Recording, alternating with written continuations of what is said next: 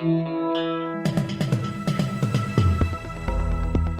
listening to the Batuta Advocates Weekly News Wrap on Desert Rock FM 96.5. Welcome back to the Batuta Advocate Weekly News Bulletin. Pointy end of the year now. Heading right towards Christmas. Full steam ahead. You should be getting into your Christmas shopping if you haven't. Batuta Outfitters in town. BatutaOutfitters.com online. Now, of course, you're joined by myself, Clancy Overall, editor of the Batuta Advocate. We've got editor-at-large Errol Puck. How are you, Errol? Good, mate. Good, mate. How are you going? I'm good. I'm still shaking off a bit of the jitters from the Christmas party we had out in Lake Batuta. That was a bit of fun.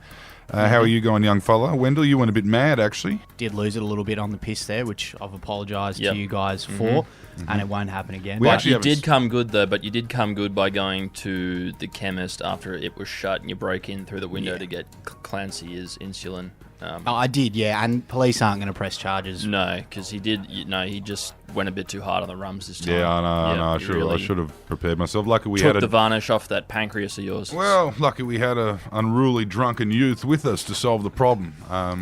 They always say, lives and learns. Lives and learns. Should we get in the news? Yes, what's in the news? Well, the big national story this week, it's been the unfolding spat with China, and our trade minister has screamed, Jesus Christ, what don't we export to China, as the list of affected industries grows. Yes, it's getting worse and worse, this spat with China, and it's left the Federal Trade Minister, Simon Birmingham, in tears this week as China slaps tariffs and export bans on more and more Australian products. He said, amongst other things, if they ban import of Australian honey, who's going to eat it? Everyone in this country is fucking near broke. Who the fuck can afford to spend $40 on a pot of Manuka honey? Fucking no one. Fuck!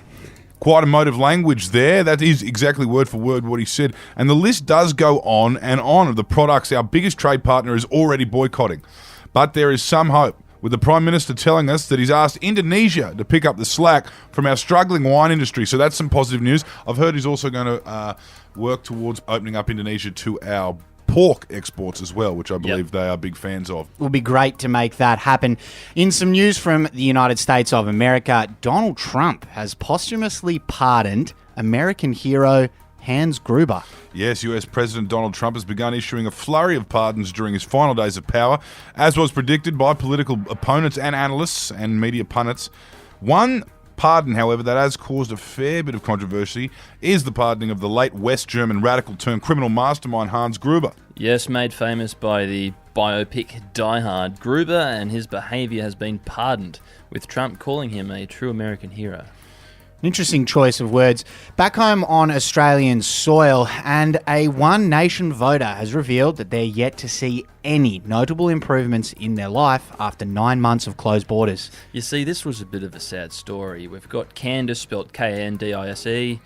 She was the voter in question who we spoke to, and she explained that she's come to the realisation that her life has actually gotten a bit shitter since the border closed at the start of the pandemic. Yeah, she said it's almost like war-torn refugees actually aren't ruining her way of life, and politicians who use them and other brown people to score cheap political points might not have the actual interests of her community in mind. And in other national news, Australians stranded overseas have snuck home disguised as international students. Yes, if you are listening to this outside of the country, stranded as an Australian citizen, you may as well get your best Supreme shirt on and find a way to get home via Darwin, of course. We broke this story after a family stranded in Europe managed to get back into the country by pretending to be international students who were willing to pay 3 times more than Australians and promising to help keep the burgeoning underclass of grey market employees who have next to no rights chugging along.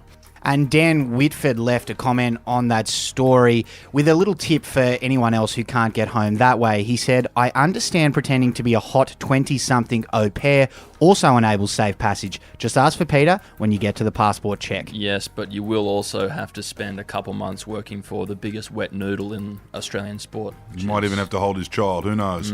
Some good sports news now, and Australia is rejoicing at the news that 3-on-3 has also been added to the list of Olympic sports. Yes, exciting time for our nation and our scrappers, with breakdancing, surfing, skating, all being added to the list of Olympic sports ahead of Paris 2024. The International Olympic Committee has caved and finally allowed 3-on-3 punch-ons. But they still haven't revealed whether alcohol will be classified as a performance-enhancing drug for the event.